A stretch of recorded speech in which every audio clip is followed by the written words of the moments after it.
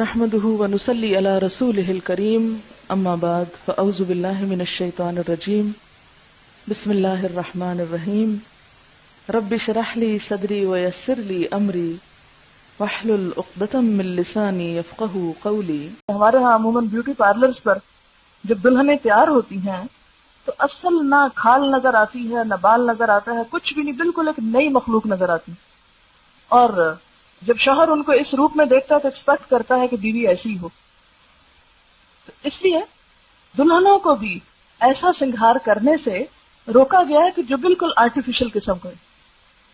کوئی بھی پرماننٹ نقش و نگار جیسے وہ گودنا اور گدوانا جس کو کہتے ہیں، یا آرٹیفیشل اتنی کلر کوٹنگ کہ اصل اسکن کا پتہ ہی نہ چلے، یا اسی طرح بھووں کی اصل شیپ کو بدل کر کچھ سے کچھ یا ساری اتار کے تو اپنی مرضی سے پینسل لگا کے ایک نئی شیپ دینا، یہ سب اس میں آ جاتا ہے.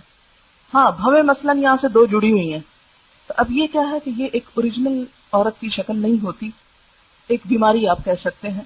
تو اس میں اگر ان کو الگ کر لیا جائے تو وہ فطرت پر لانا ہے، فطرت میں تبدیلی نہیں ہے. فطرت میں تبدیلی کیا ہے کہ اصل سارا کچھ اتار دیا آپ نے اور اپنی مرضی سے لگایا.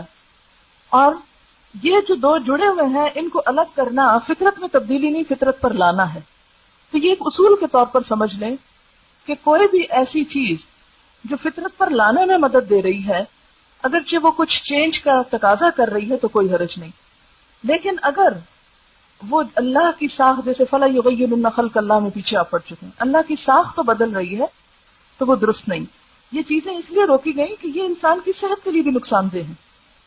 آپ دیکھیں نا اپنے بالوں میں دوسرے کسی مردے کے بال وہ کاٹ کے لے آئے اور لگا دیے آپ نے، تو وہ ایک ہو سکتا کہ آپ کے اور اس کی جو جسم کی بیماریاں ہیں یا اور چیزیں ہیں ان میں کچھ فرق ہو تو وہ دوسرے کے بالوں سے ٹرانسفر ہو کر آپ کے اندر چلے جائیں.